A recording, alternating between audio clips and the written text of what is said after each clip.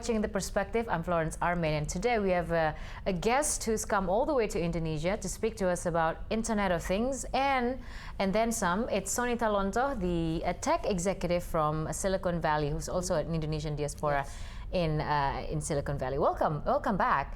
And we actually spoke to you on the sidelines of the World Economic Forum on East Asia Conference earlier this month. So before we get to that, could you just remind us the highlight of that discussion, where Indonesia's position is on IT, digital development and such?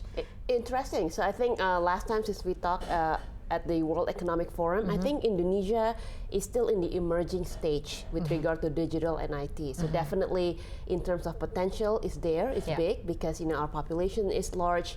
The young people, they're starting using a lot of the connected devices.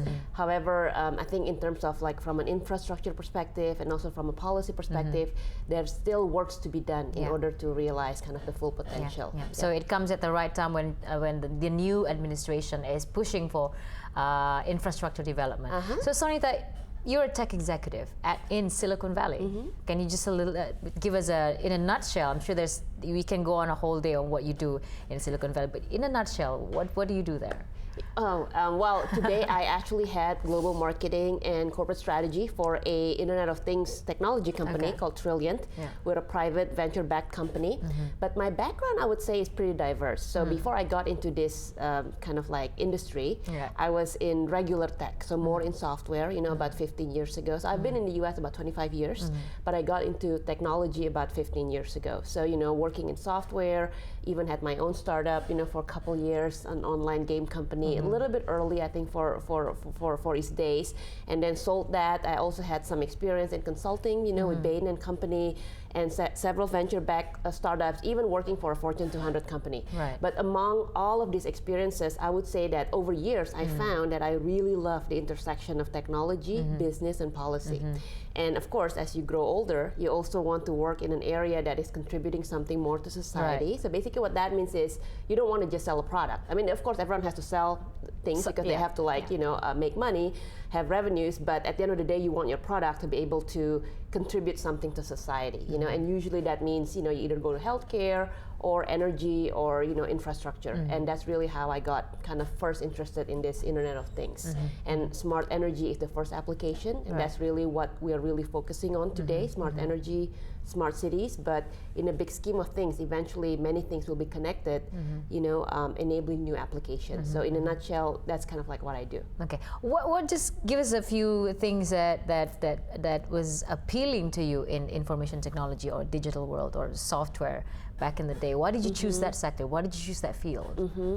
Again, I think I've always loved technology. My undergraduate degrees were in and master's degrees. You're always drawn to was in engineering. Yes, so I kind of like to tinker with things and kind of curious about how things work and all that. But then not just technology itself, but I think over time, I also got into business and all that. Over time, what I really wanted to do was how to leverage technology to disrupt, how we live, how we work, and create, just create better things, for the world. Yeah. Speaking of how technology is impacting people's lives, how some like to think how it creates new life. The Internet of Things. Now this is not a new jargon. The discussion of Internet of Things came out in late 80s. It's been for a while. Yes. But it seems to be taking time for it to take flight or people to recognize or be familiar with it. What is an Internet of Things for those who just perhaps heard the term Internet of Things? Good question. And actually there are many definitions of Internet of Things. But in its simplest term, it's really the application of smart sensors and then information and communication technology to connect the billions of devices around the world to create new applications and new business models. So the analogy that I like to use is, of course, the internet itself. So the internet is connecting billions of computing devices, right?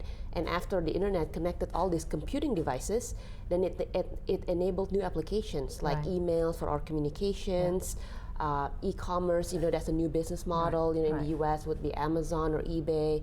In Indonesia would be like Tokopedia and all the marketplaces. And also social media. Social media was not around prior to the internet, right? Of course. So in a similar way, so if the internet connected billions of computing devices to enable these new applications and business models, in a similar way, the Internet of Things connect devices, you know, not necessarily computing devices, but devices, you know, let's say your electricity meter at home, your thermostat at home, your AC. Refrigerator, exactly. And then, of course, there are the wearables, you know, like the smartwatch.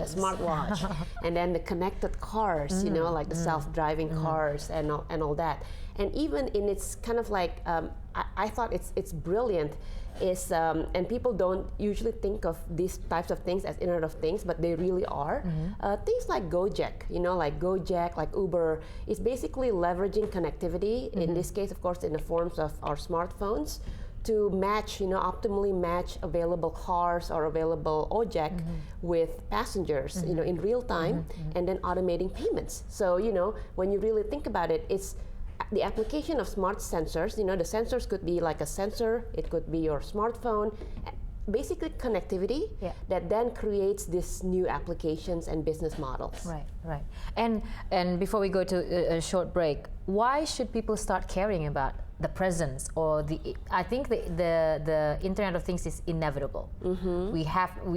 Sooner or later we have to deal with it, accept it, and live with it. Yes. And we would need it in the future, by the way you explained, into the direction that you explained it. So why should people care about Internet? Well, people should care about it because with the Internet of Things, we will have a more efficient system. So, you know, like today, there's so much inefficiencies, right? If you think about it, without connectivity, you know, the taxi driver doesn't know who needs a taxi at what time, when, right? Exactly. So many inefficiencies and waste. So first of all, it will create a more efficient environment, but with that, it will be cleaner. It will be safer, you know, because we can have smart surveillance cameras, you know, for better security and things like that.